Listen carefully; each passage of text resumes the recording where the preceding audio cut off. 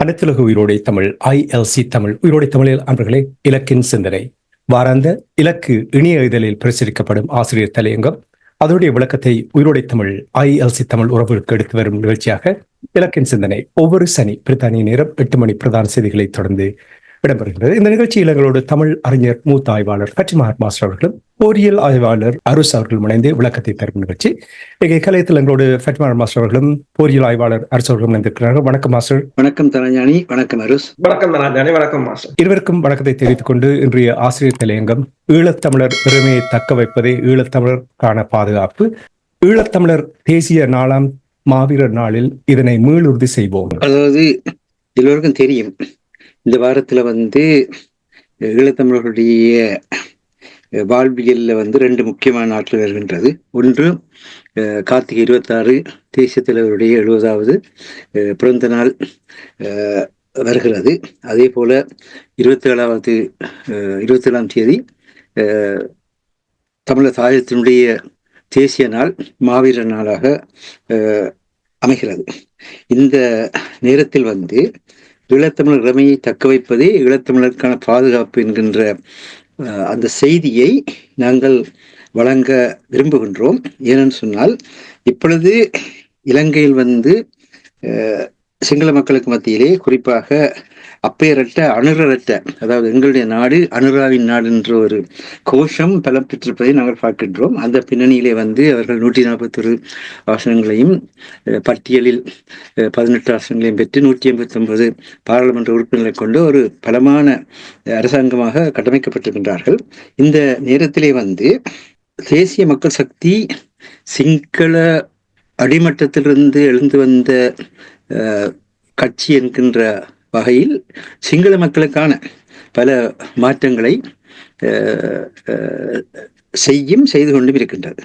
ஆனால் அதனுடைய தமிழ் மக்களை பொறுத்த, ஈழத்தமிழ் மக்களை பொறுத்த அதனுடைய அணுகுமுறை என்பது ஏற்கனவே தெரிந்த விடயம். அதாவது அவர்கள் மற்ற கட்சிகள் எந்த நிலைப்பாட்டில் இருக்கின்றதோ அதே போல இது சிங்கள நாடு, சிங்கள மொழி பேசுபவர்களுக்கு இனத்துக்குரிய நாடு, பௌத்த மதத்துக்குரிய நாடு, அதற்குள் வாழ்கின்ற சமூகங்களுக்கு நாங்கள் சமத்துவமான முறையில் அவர்கள் வாழ்வதற்கு நாங்கள் சலுகைகளை அளிப்போம் என்கின்ற பின்னணியிலே தான் அவர்களுடைய செயற்பாடு இருக்கின்றது. இதனை மிக கடுமையாக பாதிக்கப்பட்டிருக்கின்ற ஈழ மக்கள் தங்களுடைய தப்பி பிழைக்கும் வாழ்வியலுக்கு ஒரு மாற்றமாக கூட கருதுகின்றார்கள். சிலர் சரியான முறையில் எடுத்து நோக்கின்றார். அதாவது ஏற்படுகின்ற மாற்றங்களை, நல்ல முறையில் ஏற்படுற மாற்றங்களை அனுமதிப்பதோடு அதே நேரத்தில் தமிழ் மக்களுடைய இறமையை பாதுகாக்க வேண்டிய பொறுப்பு தமிழ் மக்கள் இருக்கின்றது. என்றால் அந்த மாவீரர்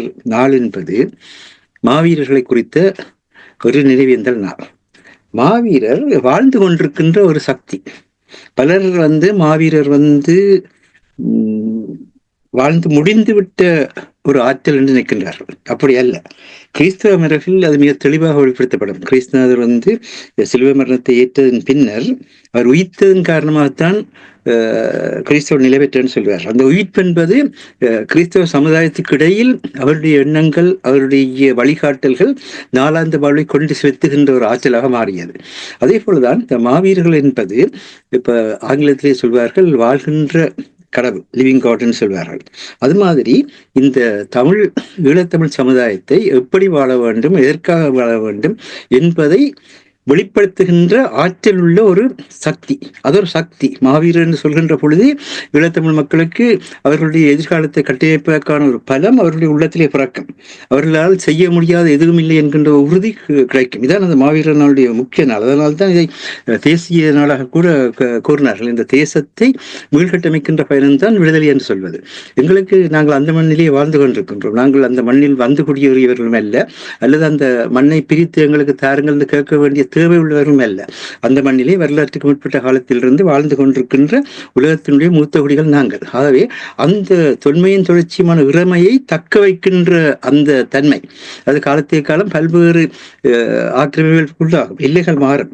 ஆனாலும் அந்த மண்ணிலே மக்கள் இருக்கின்றார்கள், மக்கள் அதை தக்க வைக்க வேண்டிய பொறுப்புள்ளவர்களாக இருக்கின்றார்கள். ஆன காரணத்தினால்தான் ஈழத்தமிழ் உரிமையை தக்க வைப்பதே ஈழத்தமிழருக்கான பாதுகாப்பு என்பதை கூறுகின்ற பொழுது 1832 ஆண்டிலே ஜெர்மனியில் பிறந்து போலந்தில் காலமான குளோசவிட்சன் என்கின்ற மிகப்பெரிய ஒரு போரியல் சிந்தனையாளர்.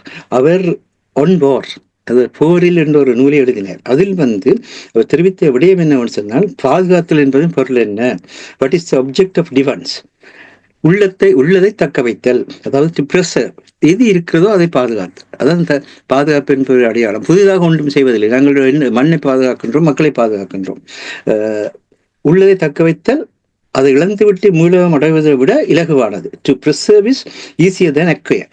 நாங்கள் கண்ணை மூடிக்கொண்டது எல்லாத்தையும் இழந்து போனதுக்கு பிறகு திரும்பவும் எல்லாத்தையும் முதல்ல இருந்து மீளமைக்கிறதுன்றது மிக கஷ்டமான விடயம். அதான் இப்போ செய்து கொண்டிருக்கின்றோம். நாங்கள் 1833 ஆண்டிலிருந்து 1978 ஆண்டு கிடப்பட்ட காலகட்டத்தில் எங்களுக்கு ஏற்ற இழப்புகளை நாங்கள் கவனத்தில் எடுக்காது இருந்தோம். அதன் காரணமாக தான் இந்த மிகப்பெரிய சிக்கல் ஏற்பட்டது. ஆகவே இந்த மாவீர தினம் வருகின்ற அன்று ஒவ்வொரு ஈழத்தமிழரும் தாயகத்திலும் சரி உலகெங்கும் சரி நாங்கள் எங்களுக்கு உள்ளதை தக்க வைக்க வேண்டும் என்கின்ற ஒரு உறுதிக்குள் வர வேண்டும். உள்ளதை தக்க வைக்கின்ற பொழுது அதற்கு செயற்திட்டங்கள் வேணும், செயல்முறைகள் வேணும். அதற்காக வேண்டி சமுதாயத்தினுடைய சகல ஆற்றல்களும் இணைக்கப்பட வேண்டும். இப்பொழுது தேசிய மக்கள் சக்தி எடுத்து பார்ப்பீர்களாக இருந்தால் அவர்கள் 60,000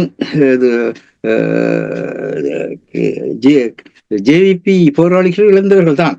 ஆனால் அந்த 60,000 இழப்புகளுக்கு மத்தியிலும் இதே பயங்கரவாத தடை சட்டம் அவர்களை நசுக்கியதான். அந்த பயங்கரவாத தடை சட்டத்தின் மத்தியிலும் அவர் மக்களோடு சென்று மக்களோடு மக்களாக வாழ்ந்து மக்களை ஒருங்கிணைத்து அந்த மக்கள் சக்தி கூட எம்பவர்மெண்ட் டு பீப்புள்னு சொல்வார்கள், மக்களுக்கான சக்தியை அளித்து இன்க்ளூஷன் பவர் என்று சொல்வார். அதாவது சோஷியல் இன்க்ளூஷன் சொல்லி சமூகத்திலே விலக்கில் இருக்கிறவர்களை எல்லாம் உள்வாங்கி அந்த சமூகத்திலே விலக்கில் இருக்கிறவர்களுக்கான ஒரு கட்சியாக அந்த கட்சி தன்னைத்தானே மாற்றியமைக்கின்ற விளைவுதான் மிகப்பெரிய குடும்ப பாரம்பரியத்தை கொண்ட பண்டாரநாயக்க குடும்ப பாரம்பரியத்தையும் பண்டாரநாயக்க குடும்ப பாரம்பரியத்தோடு இணைந்த மகிந்த குடும்ப பாரம்பரியம், அந்த பாரம்பரியத்தையும் நீங்கள்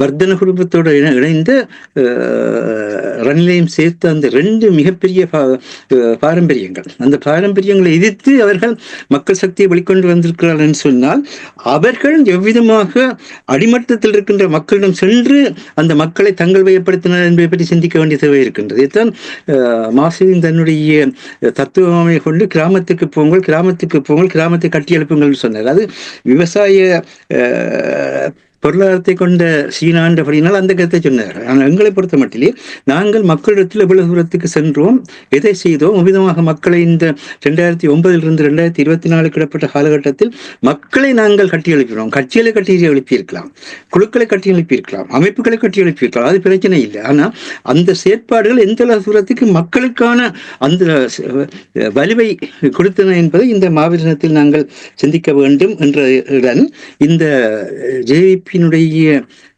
பின்னணியிலே இந்த தேசிய மக்கள் சக்தி தன்னுடைய முதலாவது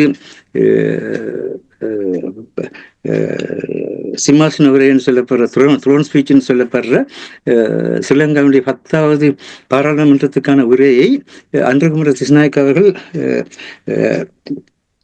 நிகழ்த்தி இருக்கின்றார்கள். அன்றகுமார திஸ்நாயக்கா தன்னை மேதகு என்றோ அல்லது வேறு தன்மை கொண்டு அழைக்கக்கூடாது, தோழர் என்று அழைக்க வேண்டும் என்ற ஒரு மரபையும் தோற்றி வைத்திருக்கின்றார். அது மட்டுமில்லை, அவர் பாராளுமன்றத்துக்கு வருகை தருகின்ற பொழுது கூட ஒரே ஒரு வாகனத்தில் ஒரு மிக எளிய முறையில் மிக எளிமையான முறையிலே அந்த பாராளுமன்ற கொள்கை விளக்க உரையை நிகழ்த்தி இருக்கின்றார். அந்த கொள்கை விளக்க உரையிலே அவர் 2 விஷயங்களை கூறியிருக்கின்றார். ஒன்று பொருளாதார நீதி, அடுத்தது ஜனநாயகத்தில் எல்லோருக்குமான பங்களிப்பு என்பது. இந்த ரெண்டு விடயத்தையும் 1997 கார்த்திகை மாதத்திலேயே தமிழீழ தேசிய தலைவர் அவர்கள் ஒரு இந்த தமிழீழ உட்கட்டுமானம் என்கின்ற தமிழகத்தினுடைய இன்ஃப்ராஸ்ட்ரக்சர்ஸை எவ்விதமாக இருக்கிறது விதம் பயன்படுத்த வேண்டும் என்று யாழ்ப்பாண பல்கலைக்கழகத்திலே எல்லா அறிஞர்களும் சேர்ந்து நடத்திய அந்த மாநாட்டுக்கு வழங்கிய ஆசியுரையிலே சுயநிறைவான தன்னில் தங்கி நிற்கும் பொருளாதார வாழ்வுடைய சமூகம் உருவாக வேண்டும் என்பதே எனது விருப்பம். மக்கள் தம்மைத்தாமை ஆளும் உரிமையுடைய ஜனநாயக ஆட்சி முறைமையை நான் விரும்புகின்றேன். இந்த புதிய சமூகத்தில் உழைக்கும் மக்கள் மத்தியில் பொருளாதார சமத்துவம் நிலவ வேண்டும். இன்றைக்கு கம்யூனிஸ்ட் பின்னணியில அல்ல இடதுசாரித்துவ பின்னணியில தாங்கள் பேசுவதாக எதை அன்றகுமார திசாநாயக்கா பேசிக் கொண்டிருக்கின்றாரோ அதை அன்றே தேசிய தலைவர்கள் பேசினார்கள் என்பதையும் இந்த இடத்திலே நாங்கள் சுட்டிக்காட்டி அந்த பொருளாதார நீதியையும் அந்த ஜனநாயகத்திலே தங்கி நில்லாமல், அதாவது அந்த பாராளுமன்ற உறுப்பினர்களையோ அமைச்சர்களையோ தங்கி நில்லாமல் தன்னிலே தங்கி நின்று தன்னுடைய கருத்தை தன்னுடைய விருப்பத்தெரிவை வெளிப்படுத்துகின்ற அந்த ஜனநாயகத்தையும் தேசிய தலைவர்கள் அன்றே கூறினார்கள். ஆனால் இதற்காக அந்த இன்று நீங்கள் பேசுவதையே அன்று பேசிய ஒரு அமைப்பை எதற்காக பயங்கரவாத தடை சட்டங்கள் வைத்திருக்கின்றீர்கள் என்பதை இந்த தேசிய மக்கள் சக்தி சிந்திக்க வேண்டும் என்பதையும் இந்த இடத்திலே சுட்டிக்காட்ட வேண்டிய தேவை இருக்கின்றது. ஏனென்றால் இருளால் இருளை அகற்ற முடியாது, ஒளியினால் மட்டுமே அது முடியும். வெறுப்பை வெறுப்பாக அகற்ற முடியாது, அன்பினால் மட்டுமே அது முடியும் என்று மார்ட்டின் லூதர் கிங்கினுடைய அந்த கூற்றை கூறித்தான் அன்றகுமார திசாநாயக்கா தன்னுடைய பாராளுமன்ற 10வது பாராளுமன்ற கொள்கை விளக்க உரையை நிறைவு செய்தார். அது உண்மைதான். என்னன்னு சொன்னால் அன்றகுமார திசாநாயக்க தமிழர்களை பற்றிய இருளில் இருக்கின்றார். தமிழர்களை பற்றிய இருளில் இருக்கின்றவர்கள் அவர்களால் இருளை அகற்ற முடியாது. அது ஆன காரணத்தினால்தான் இந்த பாராளுமன்ற பொதுக்கொள்கை விளக்கத்தில் கூட அவரால் இரு நாடுகள் ஒரு தீவு என்கின்ற அந்த வரலாற்று உண்மையின் அடிப்படையிலே தமிழ் தேசியனத்தையும் சிங்கள தேசியனத்தையும் சமமாக மதித்து இருவருடைய இறமையை ஏற்று அதற்கூடாக இலங்கையினுடைய பொருளாதாரத்தை கட்டியெழுப்புகின்ற இலங்கையுடைய பாதுகாப்பை உறுதிப்படுத்துகின்ற வகையிலே அவர் எதையுமே அங்கு கூறவில்லை. அவர் ஒரு சிங்கள தேசத்தினுடைய ஒரு முழுமையை அங்கே வெளிப்படுத்தி இருக்கின்ற அதே நேரத்தில் அந்த சிங்கள தேசம் அந்த ஒரு பன்முக சமுதாயத்தை பற்றி பேசுகின்றார். ஆனால் அந்த பன்முக சமுதாயம் என்பது அந்த சிங்கள தேசத்துக்குள் இருக்கின்ற சமூகங்களினுடைய கட்டமைப்பு என்ற பின்னணியில் தான் பேசுகின்றார். ஆன காரணத்தினால் இப்பொழுது அன்றகுமார திசாநாயக்கா அவர்கள் இந்த ஈழத்தமிழர்களுடைய வரலாறு பற்றி, ஈழத்தமிழர்களுடைய தொன்மையின் தொடர்ச்சியுமான இறைமை பற்றி இருளில் இருக்கின்றார். அந்த இருளில் இருக்கின்ற அவர்களால் நிச்சயமாக இந்த பிரச்சனைக்கான தீர்வை கொண்டு வர முடியாது என்பதை சுட்டி காட்டுகின்றோம். அவர்கள் இது சம்பந்தமாக அவர்கள் தெளிவு பெற வேண்டும் என்றால் அறிவின் தெளிவே ஞானம். அது அரசியல் ஞானமாக இருந்தாலும் சரி, ஆன்மீக ஞானமாக இருந்தாலும் சரி, இந்த ஞானம் என்ற அந்த கருத்தை அறிவினுடைய தெளிவு. அறிவினுடைய தெளிவு வரலாற்றினுடைய பின்னணியை அவர்கள் தெளிவாக புரிந்து கொள்ள வேண்டும். அதில் எந்த விதமான பக்க சார்பும் இல்லாமல் என்ன மாதிரியாக இலங்கை தீவினுடைய வரலாறு இருந்தது என்பதை அவர் புரிந்து கொண்டால் தான் அந்த பின்னணியில் தான் அந்த அரசியல் ஞானம்.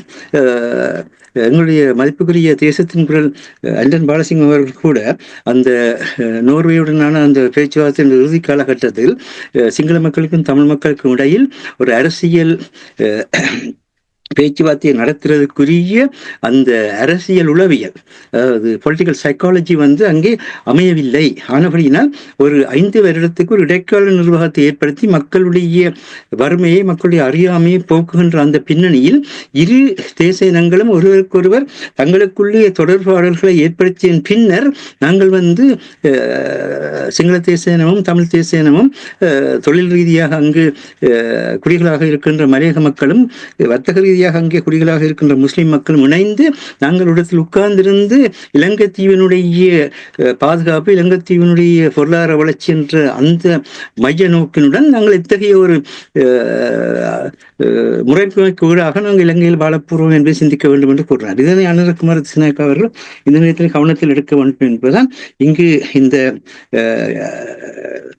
ஆசிரியர் முக்கிய கருத்தாக இருக்கு என்று அவர் கூறுகிறார். இனவரியும் மதவரியும் தான் இன்றைய சூழலுக்கு காரணம் என்று. ஆனால் அந்த இனவரி மதவரி என்றால் என்ன என்கிறதை பற்றிய விளக்கத்தை அவர் அந்த உரையிலே வெளிப்படுத்தவில்லை. ஆகவே அவர்களுக்கு பிரச்சனை தெரிகின்றது. இரு தேச இனங்கள் ஒருவரோடு முரண்பட்டுக் கொண்டிருந்தால் பிராந்திய வெள்ளாண்மைகளும் அனைத்துலக வெள்ளாண்மைகளும் அதற்குள் புகுந்து நாட்டினுடைய மூலவளத்தையும் மனித வலுவையும் சுரண்டுவார்கள் என்பது உலகறிந்த உண்மை. அதான் நடைபெற்றுக் கொண்டிருக்கின்றது. ஆக அவர்களுக்கு தெளிவாக தெரிந்தாலும் கூட அதை வெளியே சொல்ல முடியாத நிலை இருக்கின்றது. அப்படிதான் அவர்கள் வெளியே சொல்லாத காரணத்தினால்தான் இப்பொழுது மட்டக்களப்பிலே மாவீர தினத்துக்கு போலீசார் நிபந்தனை விதித்திருக்கின்றார்கள். எந்த விதமான கட்டுப்பாடும் இல்லாமல் நீங்கள் இறந்தவர்கள் நினைவு கூறலாமல் சொல்லி வெளியுலக சொல்கின்ற தேசிய மக்கள் சக்தி மட்டக்களப்பிலே மாவீரர் என்ற சொல்லை உச்சரிக்க கூடாது, அந்த மாவீரர்களுடைய வாழ்க்கை வரலாற்றை பற்றிய எதையும் பகிரங்கப்படுத்தக்கூடாது, அதற்கு பதிலாக நீங்கள் கொடிகளை மட்டும் கட்டலாம், எந்த ஒரு மாவீரரை பற்றிய விரிவான விளக்கங்கள் அளிக்கப்படக்கூடாதுன்னு நிபந்தனை வைத்திருக்கிறார். திருவண்ணாமலையில் நிபந்தனை வைக்கப்பட்டிருக்கிறது. ஆகவே இப்பொழுது இவர்களும் அதே சிங்கள நாடு, அதே சிங்கள இனம் என்று சொல்லி அன்றுகுமார் திசாநாயக்கா எதை பாராளுமன்றத்தில் மதவரி இனவரி என்று சொன்னாரோ அதே பின்னணியிலே இப்பொழுது நிபந்தனைகளை வைக்கின்றீர்கள். எதற்காக நிபந்தனை வைக்கின்றீர்கள்? மக்களுக்கு ஒன்று மதிப்பீடு செய்கின்ற உரிமை மக்களுக்கு இல்லையா? இங்கெல்லாம் எடுத்து பார்த்தீர்களா இருந்தால் இங்கு மிகப்பெரிய ஊடகங்கள் இருக்கின்ற இந்த சமூக ஊடகங்கள், கார்டியன் போன்ற பத்திரிகைகள் எல்லாம் இங்க இருக்கின்ற பிரதம மந்திரிமாரை கூட, இங்க இருக்கின்ற நாட்டினுடைய கொள்கைகளை கூட மிக காட்டமாக விமர்சிப்பார்கள். அதற்காக வேண்டி நீங்கள் இப்படி விமர்சிங்கள் அப்படி விமர்சிங்கள் யாருமே இங்கு சொல்லவில்லை. இதாவது மக்களுடைய உரிமை. அவர்கள் மாவீரர் என்று சொல்லலாம், அவர்கள் விதமும் விவரிக்கலாம். நீங்கள் கருத்து சுதந்திரத்தில் தலையிடுகிறீர்கள், மனித உரிமையில் தலையிடுகிறீர்கள், மனித உரிமையில் தலையிட்டுக் கொண்டு கருத்து சுதந்திரத்தில் தலையிட்டுக் கொண்டு நாங்கள் மாற்றத்தை கொண்டு வந்து விட்டோம், நாங்கள் எல்லோருக்குமான மாற்றத்தை கொண்டு வருவோம் என்று எப்படி கூறுகிறீர்கள். ஆனால் நீங்கள் செய்கின்ற சில விடயங்களை வரவேற்கின்றோம். இங்கே கூட இந்த ஆசிய தலையங்கத்தில் கூட நீங்கள் எடுக்கின்ற சில விஷயங்களை வரவேற்கின்றோம். இப்பொழுது 26ஆம் தேதியும் 27ஆம் தேதியும் பாராளுமன்ற கமிட்டி கூட்டம் நடைபெறும் சொல்லி சபாநாயகர் தேதி குறித்த பொழுது ஸ்ரீதரன் அவர்கள் அது மாவீரர் வாரம் என்று சொன்னவுடன் அவர்கள் 28ஆம் தேதி ஒத்தி வைத்திருக்கின்றார். அதை பாராட்டுகின்றோம். நீங்கள் புரிந்து கொள்ளுங்கள், மக்களை புரிந்து கொள்ளுங்கள். உங்களை நாங்கள் முற்றாக நாங்கள் உங்களை தள்ளவில்லை. அதாவது சிங்கள தேசியனமும் இந்த தமிழ் தேசியமும் இலங்கை தீவுக்குள் வாழ்ந்தான் ஆக வேண்டும். அவர்கள் இருவருமே விட்டு போட்டு ஓடுவதற்கு நாங்கள் கூறவில்லை. அதே நேரத்தில் இலங்கை தீவு இழக்கப்பட்டால் இருவருக்கான இழப்பு அது வேறு, அதையும் நாங்கள் மறக்கவில்லை. இலங்கைத்தினுடைய பொருளாதாரம், இலங்கைத்தினுடைய பாதுகாப்பு என்பது தமிழ் தேசிய இனத்துக்கு முக்கியம், சிங்கள தேசிய இனத்துக்கு முக்கியம். ஆகவே உங்களுக்குள் இருக்கின்ற அந்த புரிந்துணர்வுகளை வரலாற்று ரீதியின் அடிப்படையில், உண்மையின் அடிப்படையில் அமைத்துக் கொள்ளுங்கள். அப்படி அமைப்பதற்கு தான் இந்த ஈழத்தமிழர்களை தக்க வைப்பதை, ஈழத்தமிழக பாதுகாப்பு என்று எங்களுடைய அரசியல்வாதிகளுக்கு சொல்ல வேண்டிய நிலை இருக்கின்றது. என்றால் எங்களுடைய அரசியல்வாதிகள் சிறிய சிறிய அட்ஜஸ்ட்மெண்ட் என்று சொல்வார்கள், அதாவது சிறிய சிறிய சரி செய்தல்களை எங்கள் அரசியல்வாதிகள் மிகப்பெரிய மாற்றமாக வெளிப்படுத்திக் கொண்டு நிற்பதும், தேசிய மக்கள் சக்தியில் இருக்கின்ற தமிழர்கள் கூட அதை மிகப்பெரிய மாற்றமாக வெளிப்படுத்துவதும் மிக கவனமாக இருக்க வேண்டிய நேரம். ஆனால் அவர்கள் செய்கின்ற ஊழலுக்கு எதிராக அவர்கள் துப்புரவுத்தன்மையை ஏற்படுத்துகின்றார்கள், அதை பாராட்டுகின்றோம். அதே நேரத்தில் இந்த மாற்றம் அமெரிக்காவினுடைய பின்னணியில் நடைபெறுகின்றது என்ற ஒரு கருத்து உலக அரங்கில் இருக்கின்றது. அதன் காரணமாக இந்தியா ஒரு விழிப்புணர்வுடன் செயற்படுகின்றது. அதன் காரணமாக ரணில் விக்ரமசிங்கே இப்பொழுது இந்தியாவில் இருக்கின்றார். கடந்த வாரம் தமிழர்களுடைய பாராளுமன்ற உறுப்பினர்களை, தமிழரசு கட்சி உறுப்பினர்களாக இருந்தாலும் சரி, அல்லது கஜேந்திரகுமார் பொன்னம்பலம் போன்றவர்கள் இருந்தாலும் சரி, எல்லாரையும் அழைத்து இந்திய தூதரகம் பேசியிருக்கின்றது. இந்திய தூதரகம் இந்த விஷயத்தில் அக்கறை எடுக்கின்றது என்பதும் தெளிவாக தெரிகின்றது. ஆகவே சர்வதேச நாடுகளுடைய தலைவர்களுடன் கூடிய ஒன்றாகத்தான் எங்களுடைய பிரச்சனை இருக்கின்றது. இந்த நேரத்தில் எங்களுக்கான ஒரு பரம்பெருந்திய ஒரு சிந்தனை குழாத்தை, ஒரு பரம்பெருந்திய ஒரு பொருளாதார சிந்தனை அமைப்பை, ஒரு பரம்பெருந்திய ஒரு இளையோர்களுடைய அறிவியல் தளத்தை, தொழில்நுட்ப தளத்தை நாங்கள் உருவாக்கினால்தான் அதற்கான அந்த பலத்தின் மூலமாக நாங்கள் சிந்திக்கலாம். இன்று யாழ்ப்பாணத்தில் மழையினால் 2280 குடும்பங்கள் மேல் பாதிக்கப்பட்டிருக்கிறார்கள். விதமான இடர்கள் வருகின்ற பொழுது கூட அவர்கள் உடனடியாக அந்த ரிஸ்க் மேனேஜ்மெண்ட் சொல்லப்படுற அந்த அவிதமான ஒரு இடர் முகாமைத்துவத்தை செய்வதற்கு கூட எங்கள்கிட்ட எதுவுமே இல்லை. பேச்சுவார்த்தை என்று ஒருவர் கூப்பிட்டால் கூட பேசுவதற்கு யாரும் இல்லை. ஆக இவற்றை சிந்திக்க வேண்டிய ஒருவராக இருக்கிறது என்பது அந்த ஆசிய தலையங்கத்தினுடைய கருத்து. நான் கேட்க வந்த விடயத்தை இங்கே 1-2 விடயங்களை நீங்கள் தொட்டு சென்றிருக்கிறீர்கள். நான் அதற்கு மீண்டும் உங்களிடம் வருகிறேன். அதுக்கு முன்னதாக அரசு மாஸ்டர் கூறியிருந்தார், அதாவது இந்த ரிசர்வ் தக்க வைப்பது தொடர்பாக கூறியிருந்தார். அது எனக்கு ஒரு மாஸ்டர் கூறிக்கொண்டிருக்கும் அந்த விடயங்களை கேட்கும் பொழுது, அந்த ஆசிரியர் தலையங்கத்தை படிக்கும் பொழுது ஏன் இவ்வாறான ஒரு ஐயம் ஒன்று எழும்புகிறது என்று எனக்கு சிந்திக்க தோன்றுகின்றது. நீங்கள் எவ்வளவு தெளிவாக நாங்கள் இருக்கிறோம், அந்த நாடு தமிழ், எங்களுடைய மக்கள், எங்களுடைய இனம், எங்களுடைய இறமை மொழி இவையெல்லாம் பாதுகாக்கப்பட வேண்டும். இன மத மொழி பேதமின்றி தான் அருணகுமார் திசாநாயக்கனுடைய ஆட்சி அமைய போகின்ற என்று ஏற்கனவே சில காரியங்களை அவர் நடத்த தொடங்கிவிட்டார்.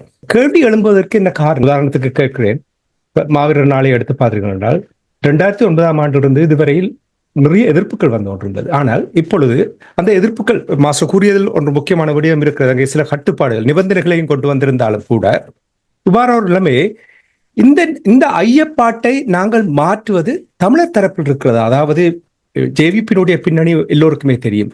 50,000த்துக்கும் மேற்பட்ட தோழர்களை இழந்தவர்கள். தமிழர் தரப்பில் இது பொறுப்பு இருக்கிறதா? இந்த ஐயப்பாட்டை நிவர்த்தி செய்வதற்கு ஒரு சரியான ஒரு பேச்சு, அதாவது கடைசி நிறைவாக மாஸ்டர் கூறியது, ஒரு சரியான ஒரு பேசக்கூடிய ஒரு ஆற்றல் உள்ளவர்கள் பேச்சுவார்த்தையில் அவர்கள் எங்களிடம் வருவதற்காக காத்து கொண்டிருக்காமல் நாங்களே அந்த பேச்சுவார்த்தையை ஏன் ஈடுபடக்கூடாது? நல்ல ஒரு கேள்வி. அதுக்கு பதில் கடந்த 2022 இருந்து இடம்பெற்ற சம்பவங்களை கோர்த்து பார்த்தால் அதுக்குரிய பதில் அங்கேயே இருக்கின்றது. நான் பல தடவைகள் கூறுவது, எதிரிகளின் நடவடிக்கையில் கூட எங்களுக்கான பல பாடங்களை நாங்கள் கற்றுக்கொள்ளலாம். இப்ப பாருங்கள், இந்த தற்போதைய அனுரகுமார திசாநாயக்க அரசு திடீரென்று சிங்கள மக்களின் ஆதரவோட வந்ததாண்டால் இல்லை. அதற்கான புறச்சூழல்களை இந்த பூகோள அரசியல் ஏற்படுத்தி கொடுத்தது. அதனை அவர்கள் பயன்படுத்தி கொண்டார்கள், அவ்வளவுதான். தனிய சிங்களவர்களின் மாற்றம் அங்கு வரவில்லை. அந்த மாற்றம் வருவதற்கான அழுத்தத்தை கொடுத்தது இந்த பூகோள அரசியல் நெருக்கடி. அமெரிக்காவாக இருக்கலாம், இந்தியாவாக இருக்கலாம், சீனாவாக இருக்கலாம். ஆனால் அவர்களின் கெட்டித்தனம் என்னென்று சொன்னால் அந்த நெருக்கடியை கவனமாக தங்களுக்காக பயன்படுத்தி கொண்டார்கள். அதுதான் அங்கு நடைபெற்றதே தவிர சிங்களவர்கள் ஒரே இரவில் நினைத்து அதை மாற்றவில்லை. அவர்களுக்கு கொடுக்கப்பட்ட பொருளாதார பிரஷர், அழுத்தம், அங்கு ஏற்படுத்தப்பட்ட நெருக்கடிகள், அங்கு ஏற்படுத்தப்பட்ட ஊழல்களை வெளிக்கொண்டு வந்தது என்று சொல்லி பல இன்னல்களுக்கு ஊடாக அவர்கள் தங்களுக்கான ஒரு தெரிவை மேற்கொண்டார். இப்ப நீங்கள் கூறியது போல, இப்ப மாஸ்டர் கூட கூறியிருந்தார், அதாவது ஸ்ரீலங்கா அரசு இப்ப மாவீரர் தினம் தொடர்பாக ஒரு இரட்டை போக்கு மாதிரி தான் போகின்றது. அதாவது அதை முற்றுமுழுதாக விடவும் முடியவில்லை. அது நடப்பது போல தமிழர்களையும் தாங்கள் அரவணைத்து போவது போலவும் காட்ட வேண்டும் என்றுதான் இருக்கிறாங்க. அதற்குரிய காரணமும் சிம்பிள். இப்ப அதை நாங்கள் போய் எங்கும் தேட தேவையில்லை. என்றால் அரசு தலைவர் தேர்தலின் போது ரணிலும் சஜித்தும் வடபகுதியில் கூடாரமிட்டு இருந்தார்கள். அதுதான் அவர்களின் தோல்வியே. அவர் சிங்கள மக்கள் மத்தியில் தனது வாக்கை தேடிக்கொண்டார். எல்லோருக்கும் தெரியும், கிட்டத்தட்ட 74-76% சிங்கள மக்களை கொண்ட ஒரு நாட்டில சிங்களவர்கள் எடுத்துக்கொண்டு அவர்களின் மனநிலையை புறந்தள்ளி எந்த ஒரு சிங்கள கட்சியாலும் தப்பி பிழைக்க முடியாது என்பது அவர்களுக்கு தெரியும். அப்ப அந்த பேலன்ஸில் அவர் நிற்கிறார். அது அவற்ற அரசியல். அது எங்களுக்கு பிரச்சனை இல்லை. அந்த அரசியலை மாற்ற வேண்டியது என்கிற கடமை. அதுக்குத்தான் நான் கூறுகிறேன் என்னென்றால், இந்த புறச்சூழல்களை நாங்கள் பயன்படுத்த தவறுகிறோம். நாங்கள் தனியாக போய் சிங்களத்துடன் நேரடியாக, அதாவது சில வினாக்களுக்கு விடை நேரடியாக இருக்காது, இன்னொரு பக்கத்தால் தான் வர வேண்டும். இப்ப நாங்கள் இந்த புறச்சூழல்களை நாங்களும் சரியாக பயன்படுத்தி அந்த புறச்சூழல்கள் ஒரு அழுத்தத்தை இலங்கை அரசு மீது கொடுக்குமாக இருந்தால் இலங்கை அரசு அதிலிருந்து விடுபடும். நாங்கள் இலங்கை அரசு சிங்கள மக்களின் மனங்களை மாற்றணும் என்றால் அது மாறப்போவதில்லை, அது மாறாது. இப்ப சிங்கள மக்களின் மனம் 2022ஆம் ஆண்டுல இருந்து இப்ப வரையும் எவ்வாறு மாறணும்? அவர்களாக மாறினார்களா? இல்லை. கொடுக்கப்பட்ட புற அழுத்தங்கள், பொருளாதார நெருக்கடிகள், அனைத்துலக மட்டத்தில் ஏற்பட்ட பதட்டம், உலகத்தில் ஏற்பட்ட போர்கள், உக்ரைன் போர், பாலஸ்தீன இஸ்ரேல் போர், அதனால் வந்த எரிபொருள் நெருக்கடி, பொருளாதார நெருக்கடி, பணவீக்கம் என்று பல காரணிகளின் ஒட்டுமொத்த விளைவு. அப்ப அந்த ஒட்டுமொத்த விளைவை ஜேவிபி சரியாக பயன்படுத்தி கொண்டது. இப்போது அவர்கள் தனது அரசை தக்க வைக்க வேண்டும். இப்ப சிங்களவர்களுடைய மனநிலையை பொறுத்தவரையில் இப்போது அவர்கள் பொருளாதார நெருக்கடியில் இருக்கும் போது இன மதம் கடந்து பேசுவார்கள். நாளைக்கு அதனையே அவர்கள் மாற்றுவார்கள். இப்போதே மெல்ல மெல்ல அதற்கான தூபங்கள் போடப்படுகின்றன. உதாரணமாக பார்த்தீங்கன்னு சொன்னால், வடக்கில் காணி விடுவித்ததுக்கு மஹிந்த ராஜபக்ஷ போர்க்கொடி தூக்கி இருக்கிறார் என்று சொன்னால் அது எங்கள் பாதுகாப்புக்கு ஆபத்தானது என்று கூறியிருக்கிறார். இனி தென்னிலங்கை கட்சிகள் இந்த இனவாதத்தை தூண்ட முற்படும். அப்ப இதை சமாளிக்க வேண்டிய நிலையில் அவர் இருக்கின்றார். ஆனால் அதை மேவி நாங்கள் அரசியலை நடத்த வேண்டும் என்று சொன்னால் நாங்கள் இந்த புறக்காரணிகளையும் எங்களை சூழ உள்ள பிராந்திய வல்லரசுகளாக இருந்தாலும் உலக வல்லரசுகளாக இருந்தாலும் அவற்றை நாங்கள் தேடி சென்று சந்தித்து எங்களுக்கான ஒரு தளத்தை நாங்கள் தான் தேட வேண்டும். அதற்கான நேரம் நீங்கள் அதை உணர்கிறீர்களா? என்ன கேட்டீங்க? நீங்கள் கூறிய அந்த சூழல் இப்பொழுது எங்களுக்கு ஒரு சரியான சூழலாக அமைந்திருக்கின்றது நீங்கள் நம்புகிறீர்களா? 2009ஆம் ஆண்டிலிருந்தே அந்த சூழல் இருக்கு. அது போர் நிறைவு பெற்ற பிறகு ஒரு வித்தியாசம். நீங்க சொல்லுங்க புறசக்தியினுடைய ஈடுபாட்டால் அனுரோகுமார திசாநாயக்காவுடைய மாற்றம் வந்த என்று நீங்கள் கூறினீர்கள். இது கூட ஒரு சந்தர்ப்பத்தை ஏற்படுத்தி கொடுத்திருக்கின்றது என்று நம்புகிறீர்களா தமிழ் தரப்புக்கு? இப்பதான் இன்னும் மிக சரியான சந்தர்ப்பம் வந்திருக்கிறது. உங்களுக்கு தெரியும், அதானி மீது கொண்டு வரப்பட்ட தடை.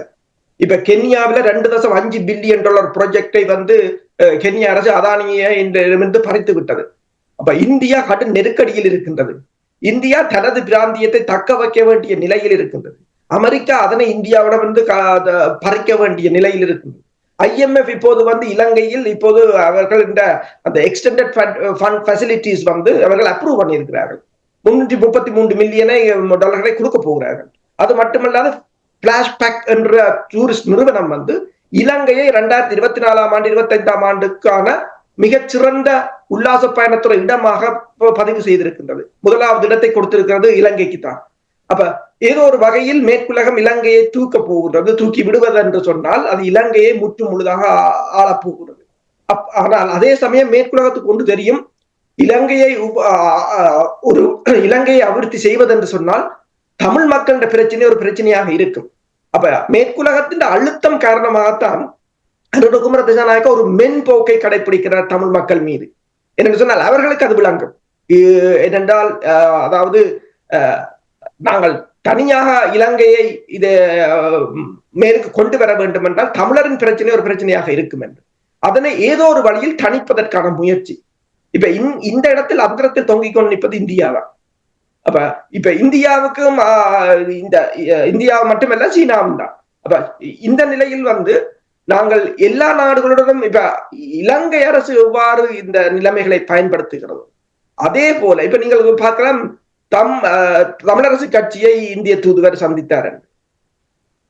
அவர்கள் கூப்பிட்டு போவதற்கு முதல் நீங்கள் போக வேண்டும் பல நாடுகளும், நீங்கள் போக வேண்டும் பல நாடுகளின் தூதரகங்களும், நீங்கள் போய் கலைக்க வேண்டும். இப்ப சீனா தூதரக அதிகாரிகள் 552 மில்லியன் ஜுவான் பெறுமதியில் 1888 வீடுகளை 108 மூத்த கலைஞர்களுக்கும் ஏனைய வறுமையில் வாடும் குடும்பங்களுக்கும் கட்டி கொடுக்கிறார்கள் தென்னிலங்கை. அதனை அவர்கள் பெறுகிறார்கள். அப்ப இது இவ்வாறு எத்தனை தமிழ் நாடாளுமன்ற உறுப்பினர்கள் இந்த போய் வேறு நாடுகளை கேட்டு நாங்கள் போரினால் பாதிக்கப்பட்ட பகுதி ஒரு போர் முடிந்த பிற்பாடு அந்த பிரதேசத்தில் மக்களுக்கான உளவளத்துறையில் இருந்து சுகாதாரத்தில் இருந்து பொருளாதாரத்தில் இருந்து எல்லாம் புதிதாக கட்டியமைக்கப்பட வேண்டும். என்றால் போர் என்றால் அழிவைத்தாங்க. அவ்வாறு எத்தனை நாடுகளில் சென்று நீங்கள் கதைத்து அந்த நாடுகளிடம் இருந்து உதவிகளை பெற்றவர்கள் இந்த நாடாளுமன்ற உறுப்பினர்கள் என்று பட்டியலிட்டால் நல்லது. உண்மையில் புலம்பெயர் மக்களிட பணத்தை விட்டு நீங்கள் என்றால் அது போய் சேருதோ இல்லையோ தெரியும். அதுக்கு ஒரு பொறுப்பு கூறல் இல்லை. இது வெளிநாடுகளில் சீனா கொடுக்கும், இந்தியா கொடுக்கும், அமெரிக்கா கொடுக்கும் என்றால் அதுக்கு பொறுப்பு கூற வேண்டும். அப்ப இவ்வாறு எத்தனை பேர் செய்தார்கள் என்று இதுதான் முதற்படி. இதன் ஊடாகத்தான் நீங்கள் ஒரு இலங்கை அரசு மீது ஒரு அழுத்தத்தை கொண்டு வர முடியும். அவ்வாறு கொண்டு வரலாம் வந்தால்தான் இது மாறுமே தவிர, அல்லது தற்போதைய அரசு மெல்ல மெல்ல தமிழ் மக்களை ஒரு மாயை விலைக்கில் வைத்து இந்த காலத்தை தனக்கான அந்த டைம், அதாவது தனக்கான நேரத்தை வாங்குவது, அதனைத்தான் செய்ய போகிறார்களே தவிர நாங்கள் அதனை தெளிவாக உணர்ந்து கொண்டோம் என்றால் நல்லது. விரைவாக கூறி, அதாவது மாய விலைக்கில் வைத்திருக்கிறார்கள். இனி அனுரகுமார திசாநாயக்காவுடைய அரசாங்கத்துக்கு சிங்கள மக்கள் இன்னும் ஒரு 25 ஆண்டுகள் நீங்கள் ஆட்சியில் இருங்கள் என்று அவர்கள் ஆணை வழங்கவில்லை. வெறும் 5 ஆண்டுகளுக்கு மட்டும்தான் ஆணை வழங்கி இருக்கிறார்கள்.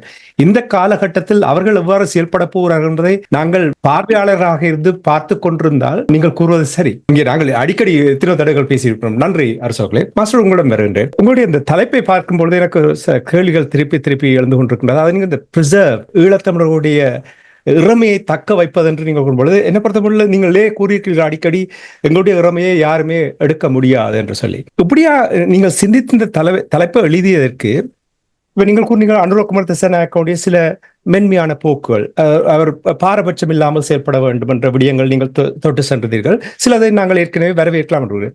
இந்த சிம்மாசன உரை, அதாவது கொள்கை விளக்க உரையில் ஈழத்தமிழர்களுடைய அரசியல் தீர்வு தொடர்பாக எந்த ஒரு விடயமும் பேசாதது உங்களுடைய இந்த தலைப்பு எழுதுவதற்கு எவ்வளவு பங்களித்திருக்கிறது? அந்த உரைதான் இந்த தலைப்பு எழுத வைத்தது. என்னன்னு சொன்னால், அனுரகுமார திசாநாயக்காவுக்கு ஈழத்தமிழர்களுக்கு இறமை இருக்கின்றது என்ற அந்த தன்மை கூட இல்லை. அதுதான் இருள் என்று சொன்னோம். அவர் சிங்கள பௌத்த பேரினவாத பின்னணியில இது சிங்கள நாடு, சிங்கள நாட்டினுடைய பொருளாதார பிரச்சனை நாங்கள் தீர்க்க வேண்டும். அப்படி இந்த பொருளாதார பிரச்சனையை தீர்க்கல அந்த நாட்டில் வாழ்ந்து கொண்டிருக்கிற சமூகங்களாக இருக்கிற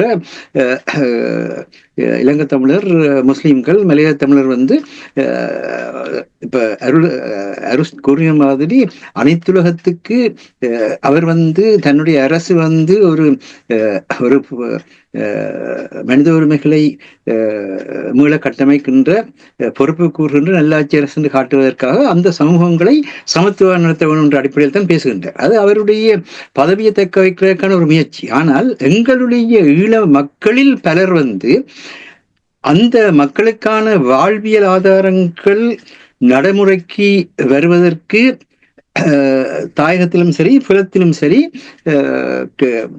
ஆற்றலும் அறிவும் உள்ளவர்கள் உதவிகள் செய்யாத காரணத்தினால் ஏற்பட்ட அந்த அரசியல் வெறுப்பை அவர்கள் இன்னொரு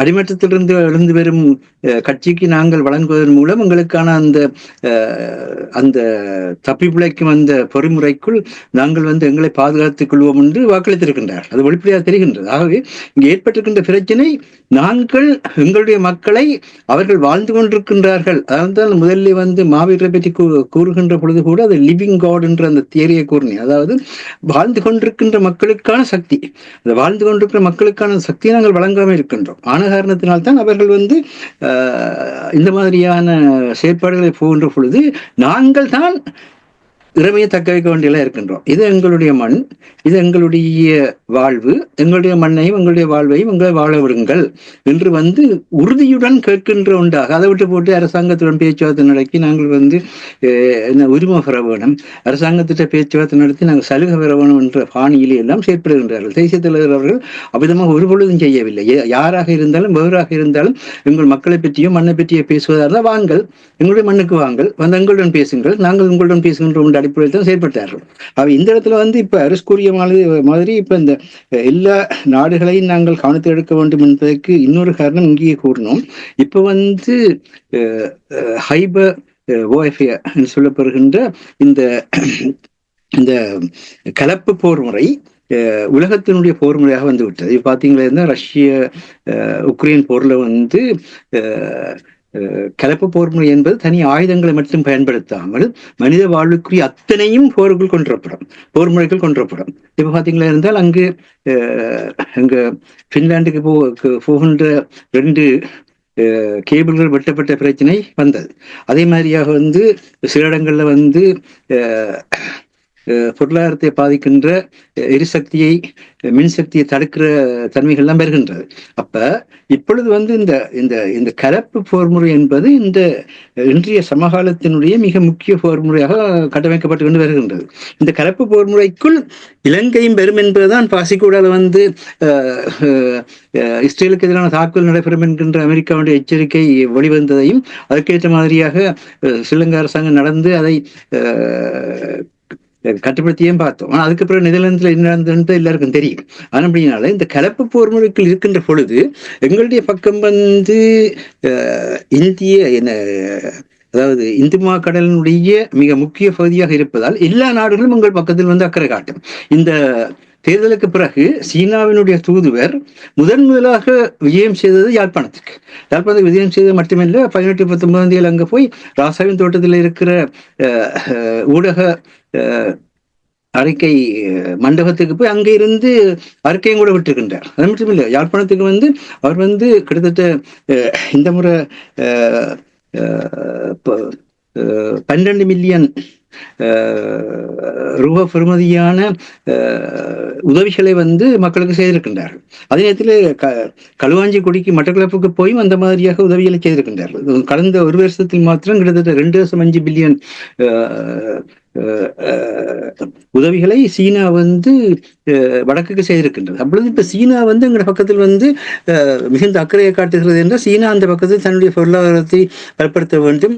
அந்த பக்கத்திலே வந்து தானும் அங்கு வந்து தன்னுடைய அனைத்துலக அந்த நிலை எடுப்பை செய்ய வேண்டும் என்கின்ற தன்மையிலே இருக்கிறது. இந்தியாவும் அப்படித்தான் செய்கின்றது, அமெரிக்காவும் அப்படித்தான் செய்கின்றது. விதமான ஒரு சூழலில் அந்த பகுதிகளில் வந்து இவர்கள் வருகின்ற பொழுது இவர்களுக்கு எங்களுடைய உரிமையை சொல்லி இது எங்களுடைய மண், எங்களுடைய மக்கள், நீங்கள் அப்படி வந்து முதலிடுறதா இருந்தால் எங்களுடைய மக்களுக்கான வேலையை கொடுங்கள், எங்களுடைய மக்களுக்கான படிப்புகளை ஊக்கப்படுத்துங்கள், எங்களுடைய மக்களுடைய நாளாந்த வாழ்வாதாரத்தை பாதுகாருங்கள், இங்கு வந்து இன அழிப்புகள் இனத்துடைப்புகள் ஏற்படாதபடி நீங்கள் சர்வதேச நாடுகள் எங்களுக்கான அந்த பாதுகாப்பு முறைமைகளுக்கு துணை செய்யுங்கள் என்று பேச வேண்டிய தேவை இருக்கு. தான் நான் இந்த உரிமை தக்க வைக்கின்ற அந்த சொல்லுகளால் கூறுகின்றேன். என்ன சொன்னால் இப்பொழுது எல்லாரோடும் பேச வேண்டிய உலகத்தில் அத்தனை நாடுகளும் இன்றைக்கு வந்து எங்களில் பல பேர் வந்து இந்த ஐசிசிக்கு வந்து உங்களுடைய பிரச்சனையை கொண்டு போனால் அந்த அனைத்துலக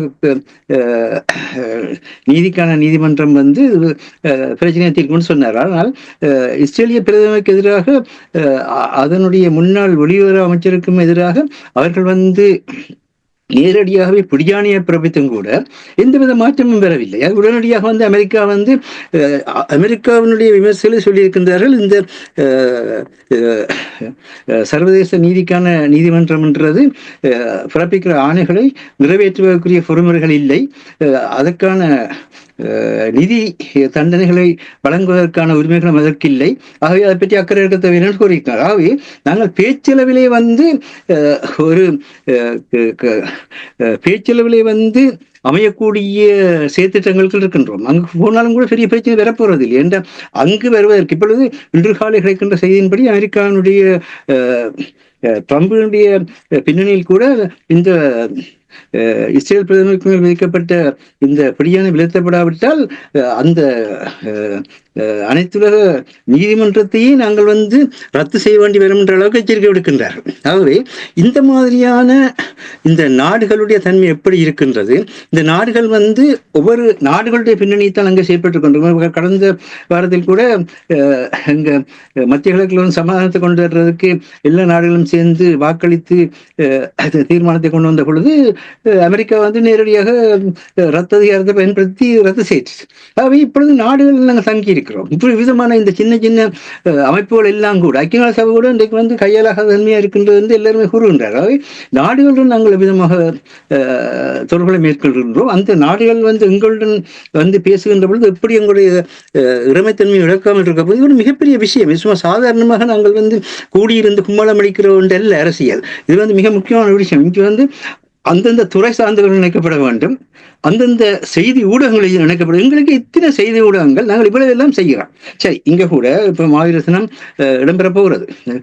மக்கள் தங்களுடைய அதிவுயர் பணிவையும் அதிவுயர் வணக்கத்தையும் செய்வார்கள், இல்லை என்று இல்லை. ஆனா அது எத்தனை தேசிய ஊடகங்கள் அதை வெளிப்படுத்த போகிறது? எந்த பிரித்தானியாவுடைய ஊடகம் அதை வெளியே கொண்டு வருகிறது? ஒரு வான் அலையோ அல்லது வந்து ஒரு டிவி அலையோ இல்லாட்டி வந்து ஒரு பத்திரிகையோ தேசிய ஊடகம் இதுக்கு முக்கியத்துவம் கொடுக்கிறது. எங்கேயோ நடக்கிற சின்ன சின்ன போராட்டங்களுக்கு முக்கியத்துவம் கொடுக்கின்றார்கள். அப்ப இந்த பிள்ளை ஏன் ஏற்பட்டுக் கொண்டிருக்கின்றது? அப்ப நாங்கள் அங்க போய் நின்று அந்த இடத்துல நாங்கள் பேசி போட்டு காய்ச்சி போட்டு வர்றது எங்களுக்குள்ளேயே நாங்கள் வந்து ஒரு 32க்கு நாங்கள் எங்களை குடும்பங்கள் நடக்கிற ஒரு நினைவேந்தலுக்கு போயிட்டு வர்ற மாதிரியான உண்டா போய்கொண்டிருக்கே தவிர அதனால் எந்தவித பயனும் பெறுவதில்லை. வேறுமென்றால் 2 பாராளுமன்ற உறுப்பினர்கள் அங்கு வந்து பேசுவார்கள் என்று அவர்களுக்கு அந்த தொகுதியில வந்து வாக்கு தேவை. ஆனால் அவர்கள் அதை பேசியதன் பின்னர் இந்த 15 ஆண்டு காலத்தில் பிரித்தானிய பாராளுமன்றத்தில் சில பாராளுமன்ற நிலையான விவாதங்கள் விவாதங்கள் கூட நடைபெற்றிருக்கிறது, இல்லைன்னு சொல்லவில்லை. ஆனால் அமைச்சர் மட்டத்தில் எந்த தீர்மானம் நிறைவேற்றப்பட்டிருக்கிறது அல்லது அரசாங்கத்தினுடைய கொள்கை இதுன்னு சொல்லி பிரித்தானிய அரசாங்கம் எந்த கொள்கை வெளியிட்டிருக்கிறது? இப்ப கனடாவில் மாற்றம் ஏற்பட்டிருக்கின்றது. கனடாவில் நாங்கள் இந்த பார்த்தமா இருந்தால் புதிய ஜனநாயக கட்சியினுடைய தலைவியான மெரிட்ஸ் ஸ்டைல்ஸ் கனடாவில் நேற்று முன்தினம் தமிழீழ தேசிய கொடி தினம் கொண்டாடப்பட்ட பொழுது அதில் பங்கு பெற்றி அவர் சொல்லியிருக்கிறார், நாங்கள் இந்த தேசிய கொடி தினத்தில் ஒன்றியாவிலும் உலகின் ஏனைய பகுதிகளிலும் நாங்கள் தமிழ் சமூகத்தின் வரலாற்றையும் பண்பாட்டையும் போற்றுகின்றோம். நினைத்து பார்க்க இயலாத அளவுக்கு இன அழிப்பின் வலியை ஏற்படுத்தும் இந்நாள் தமிழ் சமூகத்தின் உறுதிப்பாட்டையும் வலிமையும் கூட வெளிப்படுத்துகின்றது. தமிழ் சமூகம் நீதி மற்றும் மனித உரிமைக்கான போராட்டத்துக்கு உத்வேகத்தை அளிக்கும் சமூகம். புதிய ஜனநாயக கட்சியினராக நாங்கள் தமிழ் சமூகத்துக்கு ஆதரவு அளிப்பது குறித்து பெருமிதம் கொள்கின்றோம். இது ஒரு மிகப்பெரிய செய்தியாக போய்கொண்டிருக்கிறது. அது ஆக குறைந்தது எதிர்கட்சியினுடைய ஒரு தலைமை ஆசிரியர் கூறுகின்றது. அப்படி என்றால் இவ்விதமாக பேச வைப்பதற்கு கனடாவில் இருக்கின்ற ஒரு சில தமிழ் மக்கள் ஆர்கனைஸ்ட் ஸ்ட்ரக்சர் என்று சொல்கிறார்கள். அதாவது ஒழுங்கமைக்கப்பட்ட கட்டமைப்புகள் செயற்படுவதன் மூலமாக தான் இது சாத்தியமாகின்றது. கனடா இன அழிப்பு வாரத்தை கொண்டாடுகிறது என்று சொன்னால் அது பூர்ணமாக தமிழ் மக்களுடைய விடுதலை போராட்டத்தை ஏற்றுக்கொள்ளவில்லை என்று அங்கும் பயங்கரவாத தடைச்சட்டம் இருக்கின்றது. அங்கும் தமிழ் விடுதலை புலிகள் மக்களுடைய உயிர் மூச்சான அமைப்பு அங்கு தடை செய்யப்பட்ட நிலைதான் இருக்கின்றது. ஆனால் அங்கு மாற்றங்கள் கொஞ்சம் கொஞ்சமாக வருகின்றது. ஆனால் இவ்வளவு காலத்துக்கு இங்க எங்களால் ஒன்றும் செய்ய முடியாமல் இருக்குது. பிரித்தானியாவில் கனடாவுக்கு தமிழர் புலம்பெயர்களுக்கு முன்பிருந்தே தமிழர்கள் வாழ்ந்து கொண்டிருக்கிற இடம்னு சொன்னால் அது பிரித்தானியா. ஏன் அப்படி இருக்கின்றது? அப்ப யாரையுமே அங்கு குறை சொல்லவில்லை, எல்லோரையும் எங்களையும் சேர்த்தான் சொல்கின்றோம், ஒவ்வொருவரையும் சேர்த்தான் சொல்றோம். எங்களாலும் இல்லாமத்தான் இருக்கின்றது என்றால் நாங்கள் இந்த ஒலி பரப்பு போகின்ற பொழுது சிலர் கருத்து போடுகின்றார்கள், நீங்கள் பேசுகிறீர்கள் கொள்கின்றீர்கள், ஏன் செய்யவில்லை என்று. எங்களால் ஊடகத்துறையில் இருப்பவர்கள் நெறிப்படுத்தத்தான் எங்களால் முடியும். நெறிப்படுத்துகின்றவர்கள் நீங்கள் நாங்கள் இப்படி செய்ய போறோம் என்று கேட்டு செய்வதாக இருந்தால் அப்படி கேட்டு செய்பவர்கள் நினைக்கலாம். அது இருக்கின்ற நாங்கள் எந்த ஒரு இருக்கின்ற அமைப்பையும் இல்லாத ஒழிப்பதற்காக செயற்படவில்லை. எல்லா அமைப்பும் தேவை என்ற எந்த ஒரு அமைப்பு செயலிழந்தாலும் அது மக்களுக்கான வலுவிழப்பாக தான் இருக்கும் என்று நீண்ட காலமாக இருக்கிற உங்களுக்கு ஒரு ஒரு ஒரு நிறுவனப்பட்ட ஒரு பலம் இருக்கின்றது. நிறுவனப்பட்ட பலத்தை நாங்கள் சீர்குலைக்க விரும்பவில்லை. நாங்கள் என்னத்தை சொல்கின்றோம் என்றால் அந்த நிறுவனப்பட்ட அந்த பலங்கள் இணைக்கப்பட வேண்டும். ஒரு தேசிய மாநாட்டை நடத்துங்கள். எங்கேயும் பிரச்சனை வருகின்ற பொழுது எங்களுடைய வரலாற்றில் கூட வட்டுக்கோட்டையில் பன்னகத்தில் தேசிய மாநாடு நடத்தப்பட்டது. தேசிய மாநாட்டு நடத்தப்பட்ட பொழுதுதான் வட்டுக்கோட்டை தீர்மானம் நிறைவேற்றப்பட்டது. ஆனால் நீங்கள் தமிழர்களுக்கான தேசிய மாநாட்டை எங்கே நடத்தி இருக்கின்றீர்கள்? லண்டனில் நடத்துங்கள், கனடாவில் நடத்துங்கள், ஆஸ்திரேலியாவில் நடத்துங்கள். எங்கெல்லாம் தமிழர் இருக்கின்றார்களோ அங்கெல்லாம் தமிழர்கள் எல்லாரும் பங்கு பெற்றக்கூடிய விதமாக தேசிய மாநாட்டை நடத்துங்கள். அந்த தேசிய மாநாடு பன்னாட்டில் நடைபெற்ற பொழுது காங்கிரஸ் கட்சியும் காங்கிரஸ் தமிழரசு கட்சியும் ரெண்டும் அப்பொழுது பான்மை கட்சியில் தான் இருந்தன. தொண்டுமான் கூட அந்த மாநாட்டில் பங்கேற்றார். தொண்டமான் கூட இந்த மாநாட்டில் பங்கேற்ற வரலாறு இருக்கின்றது. ஆகவே எல்லாத்தையும் நாங்கள் வச்சு பார்க்கின்ற பொழுது இப்பொழுது நாங்கள் தேசியத்தன்மையை இழப்பதற்கு காரணம் என்னென்றால் தேசியத்தன்மையை கூட்டாண்மையுடன் பங்காண்மையுடன் வளர்க்கின்ற அந்த ஆர்கனைஸ் ஸ்ட்ரக்சர், ஒழுங்கமைக்கப்பட்ட அந்த வடிவமைப்பு எங்களால் கட்டியெழுக்கப்பட முடியாமல் இருக்கிறது. காரணம் என்னென்றால் ஒவ்வொரு ஆற்றல் உள்ளவரும் நாங்கள் தான் பெரிது, நாங்கள் சொல்வதைத்தான் நீங்கள் கேட்க வேண்டும், எங்கள் பின்னணித்தான் நீங்கள் நடக்க வேண்டும் என்ற ஒரு மனோநிலையை நாங்கள் கட்டியமைத்துக் கொண்டு போவதனால் எங்களுடைய ஆற்றல்களும் எங்களுடைய நிதிப்பலமும் எங்களுடைய அறிவிப்பலமும் தடுமாறிக்கொண்டிருக்கின்றது. அந்த இடைவெளியை பயன்படுத்திக் கொண்டு இப்போ சொன்னார் இது ஒரு டைம் பர்ச்சேசிங் டாக்டிக்ஸ் என்று அந்த காலத்தில் வாங்குகின்றார். நாங்கள் எவ்வளவுக்கு நாங்கள் எங்களுக்குள் ஒன்றுபட்டு நாங்கள் இது எங்கள் மண் எங்கள் மக்கள் எங்களுக்குள் இருக்கின்ற எல்லா வேறுபாடுகளையும் மறந்து நாங்கள் இந்த மக்களுடைய மண்ணினுடைய ஆற்றலை நாங்கள் உடனடியாக இணைப்போம் என்ற தன்மைக்குள் போகாவிட்டால் இந்த டைம் பர்ச்சேசிங் தன்மையை வைத்து இந்தியாவாக இருந்தாலும் சரி இலங்கையாக இருந்தாலும் சரி எங்களுடைய தேசிய கொள்கைக்கு எதிராக செயற்படுற அத்தனை நாடுகளும் தங்களுடைய நலன்களை பேணுவார்கள் என்பதுதான் இந்த ஆசிரியர்களுடைய கருத்து. நன்றி மாஸ்டர். இதற்காக நான் அடிக்கடி இந்த கேள்வியை எழுப்பேன். Show me a tangible output. இந்த அமைப்புகள் செய்கின்ற செயல்பாடுகளை காட்டுங்கள் என்று கேட்பது வெறுமனே நீங்கள் இல்ல அந்த பாஷையை அவர் விளங்கிக் கொள்றார்கள். அவர்கள் நிற்கிறார்கள் என்றால் நாங்கள் தங்களுக்கு சேலஞ்ச் பண்றோம். யாருமே சேலஞ்ச் பண்ணுகிறோம். நாங்கள் எங்களால் தானே இல்லாமல் இருக்கிறோம். இந்த இதில் போய்ட்டு எத்தனை மக்கள் எங்கள்கிட்ட தானே கேட்கின்றார்கள், நீங்கள் இவ்வளவு காலத்துக்கு என்ன செய்தீர்கள் என்றால் நாங்கள் ஊடகத்துறையில செய்ய வேண்டிய செய்கின்றோம், சொல்றோம். ஊடகத்துறையில இப்படி சொல்கின்றோம். அதே மாதிரியாக ஒவ்வொரு தமிழ் மொழிக்கும் உரிய விஷயம் தேசிய தலைவர் அவர்கள் ஒருவர்கிட்ட ஒப்படைக்க இல்லை, புலம்பெயர் மக்கள் அத்தனை பேற்றும் ஒப்படைத்தார். அது எல்லா மக்களுக்கும் அந்த தன்மை இருக்கின்றது. எங்களுக்கு இருக்கின்ற ஆற்றலை, எங்களுக்கு இருக்கின்ற அறிவை, எங்களுக்கு இருக்கின்ற அதிகாரத்தை, அதாவது பதவிநிலை அதிகாரங்களை நாங்கள் ஒருங்கிணைக்க வேண்டிய தேவை இருக்கின்றது. இதில் நாங்கள் யாரையும் குறை சொல்லவும் இல்லை. நீங்கள் செய்த அந்த வளர்ச்சிகளை மேலும் மேலும் எடுத்து சொல்லி பலப்படுத்துங்கள் தான் கேட்கின்றோம். அதற்காகத்தான் முழு நோக்கமும் அதற்காகத்தான் உங்களை ஊக்குவிக்க வேண்டும். இப்படியான செயல்பாடுகள் கலெக்டிவ் எஃபர்ட் இருந்தால் தான் அதை நாங்கள் சாதிக்க முடியும் என்று இப்ப நீங்கள் தடுமாற்றம் என்று கூறிய விடயங்கள் இவையெல்லாம் நாங்கள் ஒரு சரியாக செயல்படுத்த வேண்டுமாக இருந்தால் கலெக்டிவாக கூட்டாக செயல்படும் குறிப்பிட்ட விடயங்கள் இது எத்தனோ தடவைகள் நாங்கள் கூறிவிட்டோம். எனவே அந்த பாதையில் பயணிக்காவிட்டால் இன்றைக்கு இந்திய பிரதமர் ஆப்பிரிக்க நாடுகள் உட்பட 17 நாடுகளுடைய விருதை பெற்றிருக்கிறார். ஏன் ஒரு நாடுகளுக்கும் போற எல்லா நாடுகளையும் ஒரு கூட்டாண்மைகள் கொண்டு வருகின்றார். கென்யாவில் போய் கென்யாவில் முதலாவது இந்தியன் போன நாளிலிருந்து நாங்களும் நீங்களும் உறவாடுகின்றோம் என்று சொல்கின்றார். இன்றைக்கு மகாராஷ்டிரத்தில் பிஜேபி வெற்றியை கட்டி கொண்டிருக்கிறது.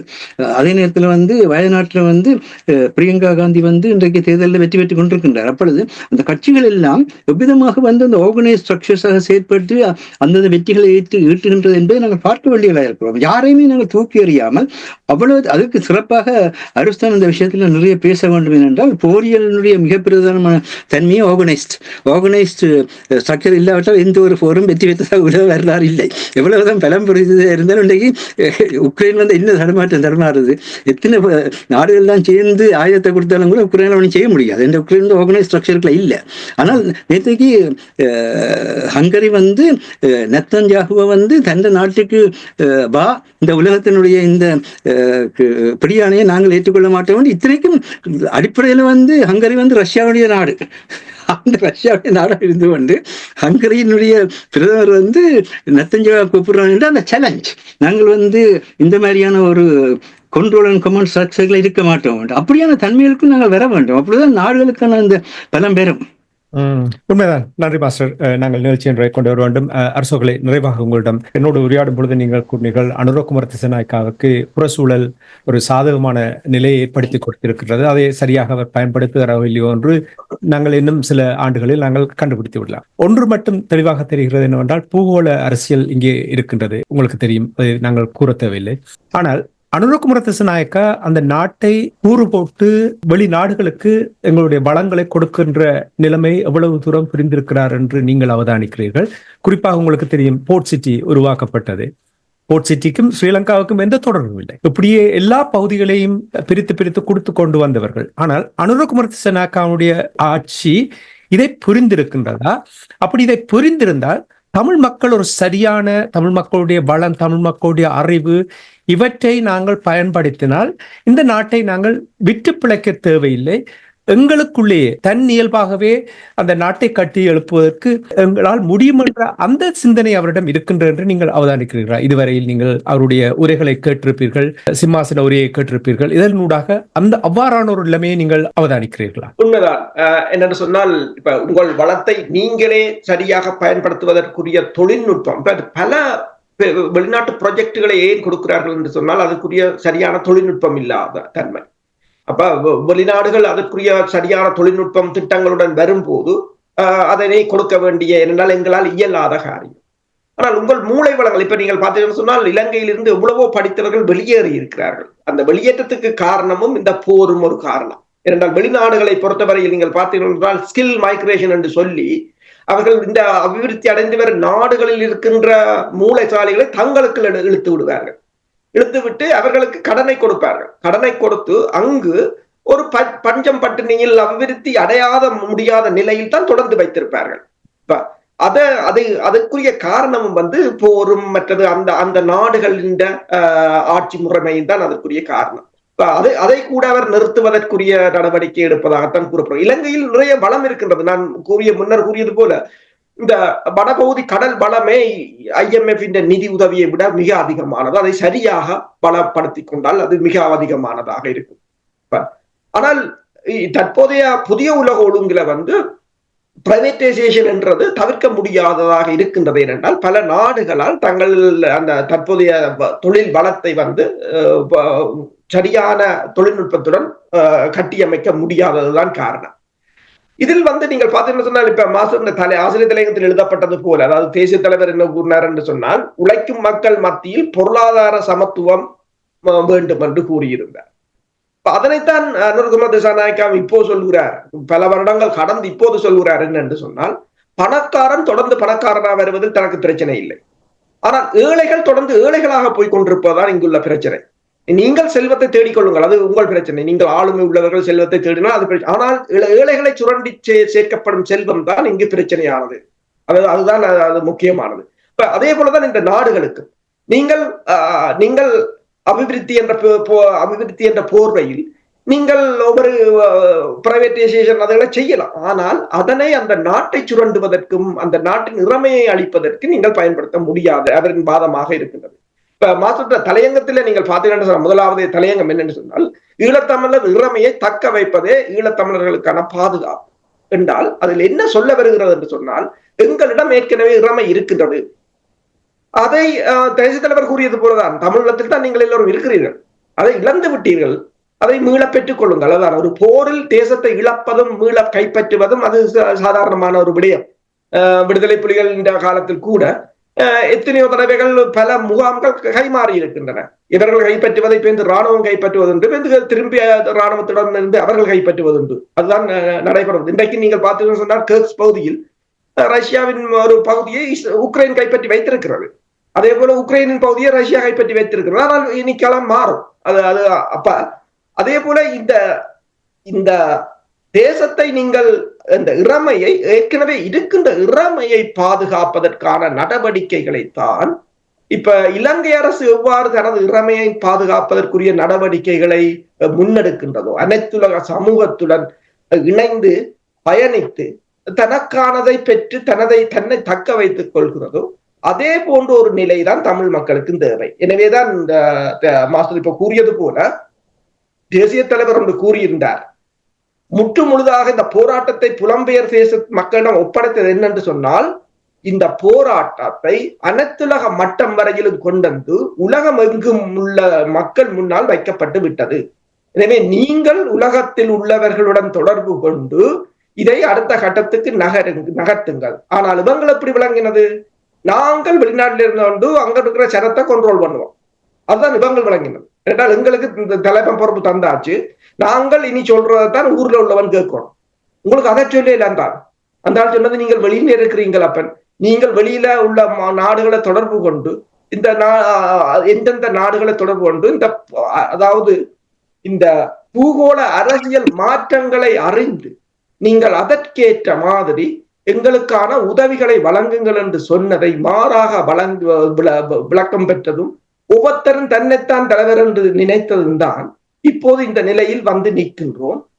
இனியாவது நாங்கள் எங்கள் இறமையை பாதுகாப்பதற்கான ஒரு முயற்சியை, அதாவது அதை நாங்கள் மிக வேகமாக எடுக்க வேண்டும். இலங்கை எவ்வாறு தன்னை பாதுகாப்பதற்கும் தனது இறமையை பாதுகாப்பதற்கும் தற்போது சிங்கள மக்கள் ஒரு புதிய அரசை கட்டியமைத்திருக்கிறார்களோ, பழையவற்றை எல்லாவற்றையும் தூக்கி எறிந்து ஒரு புதிய அரசை கட்டியமைத்திருக்கிறார்களோ, அதே போல தமிழ் மக்களும் இந்த இறமையை பாதுகாப்பதற்குரிய தற்போதைய பூகோள அரசியல் நிலைமைகளை புரிந்து அதற்கேற்ற மாதிரி நாங்கள் எங்களுக்கான ஒரு காயை நகர்த்த வேண்டிய ஒரு கட்டத்தில் இருக்கின்றோம்.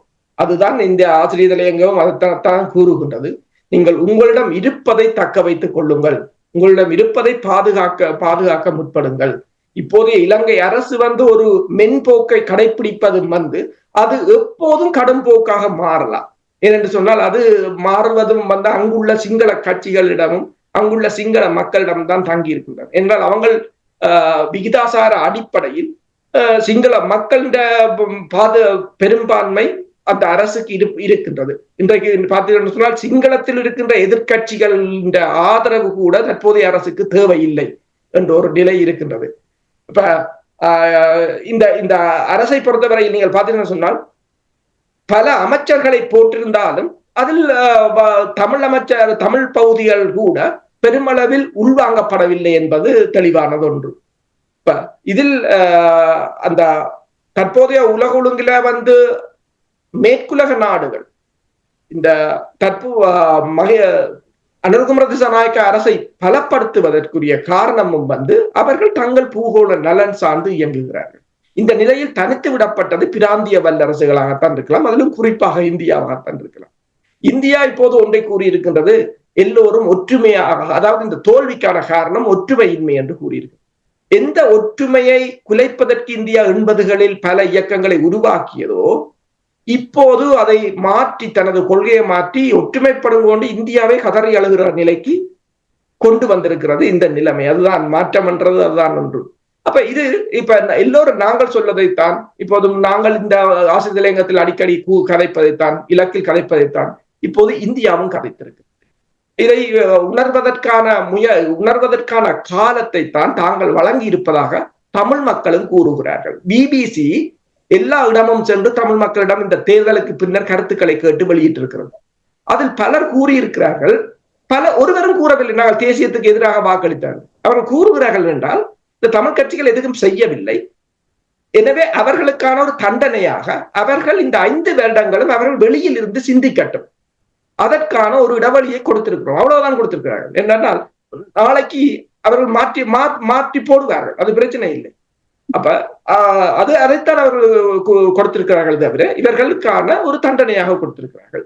அதை இப்ப இந்தியாவும் அதை உணர்ந்திருக்கின்றது. இந்தியாவுக்கும் ஒன்று தெரிகிறது, இந்த தமிழ் கட்சிகள் பிரிவு தனது பூகோள அரசியலுக்கு எவ்வளவு பாதகமாக இருக்கிறது என்பதை இப்போது இந்தியாவும் மெல்ல உணர தலைப்பட்டிருப்பதாகத்தான் இந்த சந்தோஷ் ஜாவின் கருத்து எங்களுக்கு உணர்த்துகின்றது. கூறிய விடயம் முக்கியமானது. அதாவது அனுரகுமார திசாநாயக்க எங்களுடைய கடலில் மீன்பிடித்த தமிழக படகுகளை 13 கைப்பற்றியிருந்த 13 படகுகளை அவர் தனது ஆணைக்கின் கீழ் கடற்படையில் சேர்த்திருக்கின்றார். அதாவது அதன் மூலமாக இலங்கையினுடைய இறமை இந்தியாவுடைய இறமைக்கு சமனானது என்றதை வெளிப்படுத்துகிறார்.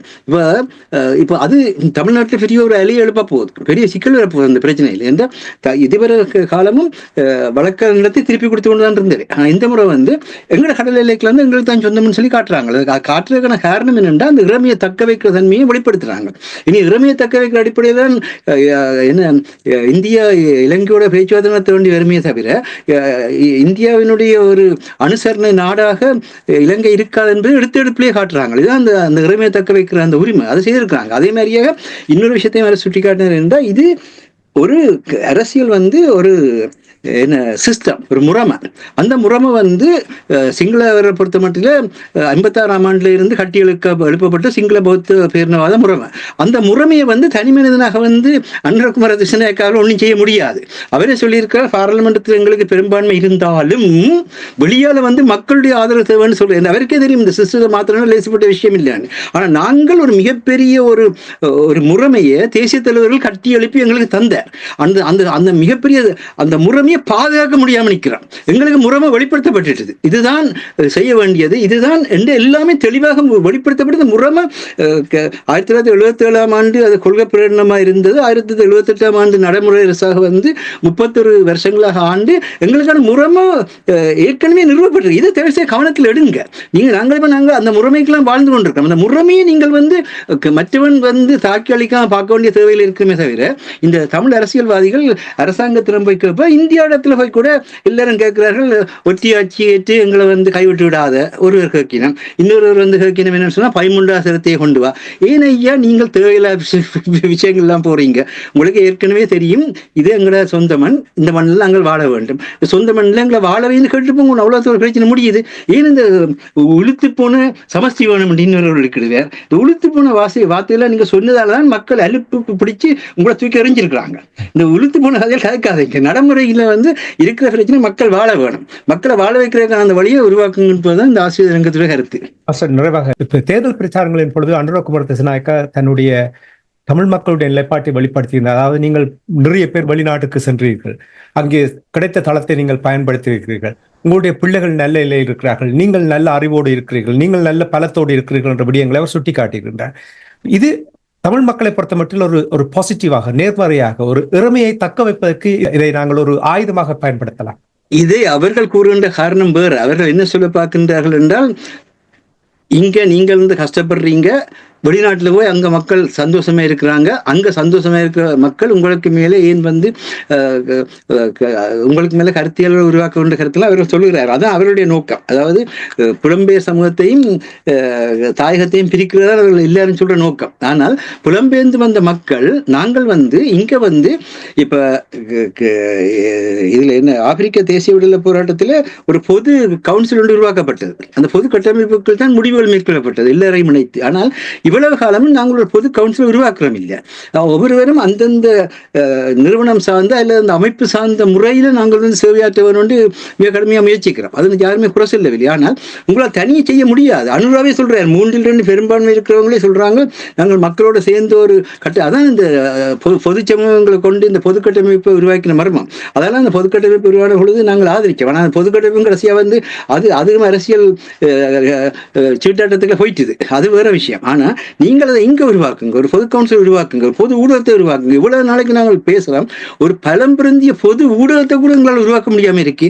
அப்படியான நிலையில எப்படி அங்க இருக்கிற மக்கள் வந்து எங்களை ஏற்று எங்கள் வழியாக தாங்கள் வாழலாம் என்ற எண்ணத்துக்கு வருவார்கள். இதுதான் அந்த மக்களுக்கு இடையில வந்து ஏற்பட்ட அந்த பலவீனத்துக்கு காரணம். முந்தி வந்து இங்கு வந்து தேசிய ஊடகமாக பலமாக இருந்த நேரத்தில் அங்க வந்து மக்கள் வந்து அந்த பலத்தில் எழுந்தார்கள். இப்ப தேசிய ஊடகம் ஒன்று பலம் போட்டு வர்றதுக்கு எங்களுக்குள்ளே ஒற்றுமை இல்லை. இப்ப நாங்கள் நீ கதைக்கிறாப்புல நான் கதைக்கிறாப்புல நீ எனக்கு எதிர்க்காக கேட்கலாம், நீ எதற்காக கேட்கலாம், இதை கழிச்சு கொண்டிருக்கிறோம். இதை விட்டுட்டு ஒரு பொது கவுன்சில் உருவாக்குங்க. அந்த பொது கவுன்சில் பிரச்சனை வந்தா கதையுங்க, அது தரிசு செய்யுங்க. இப்ப அரசு கூறியது போல காலம் தாழ்த்தாது உடனடியாக நாங்கள் இதை செய்ய வேண்டும். இல்லாட்டா இந்த புதிய அரசியலமைப்பு வரப்போகுது. புதிய அரசியலமைப்புல சமூகம் என்றது எஸ்டாப்ளிஷ் பண்ணப்பட்டதோ, சமூகம் என்று நிறுவப்பட்டதோ அத்தனோட கதை முடிஞ்சுது. அதுக்கு பிறகு எந்த பிரச்சனை என்றாலும் மாநகர சபையிட்ட போய் நிற்க வேண்டிய கட்டம் பெறும். உண்மை. நன்றி மாஸ்டர். தமிழகம் ஒரு பலமான இனமாக இருக்கின்றது புலம்பெயர்ந்து வாழுகின்ற நாடுகளில். மாஸ்டர் அரசு அவர்கள் கூறியது போல் சரியாக நாங்கள் செயல்படும் பொழுது அதனூடாக நிறைய விடயங்களை சாதிக்கலாம்.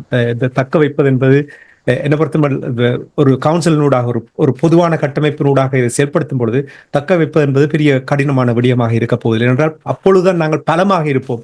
இந்த பலம்தான் எங்களை அழைப்பதற்கு, பேசுவதற்கு, அரசியல் தீர்வு தருவதற்கு வழிவகுக்கும் என்பதை கூறிக்கொண்டு இன்றைய இலக்கின் சிந்தனை நிகழ்ச்சியை இத்தோடு நிறைவு கொண்டு வருகின்றேன். நிகழ்ச்சியில் பங்கெடுத்த மூத்த ஆய்வாளர் தமிழறிஞர் ஃபெட்மார் மாஸ்டர் அவர்களுக்கும் பொறியியல் ஆய்வாளர் அரசு அவர்களுக்கும் நன்றி கூறி நான் இந்த நிகழ்ச்சியை நிறைவு கொண்டு வருகின்றேன். நன்றி, வணக்கம் மாஸ்டர். நன்றி, வணக்கம் அரசு அவர்களே. நன்றி, வணக்கம்.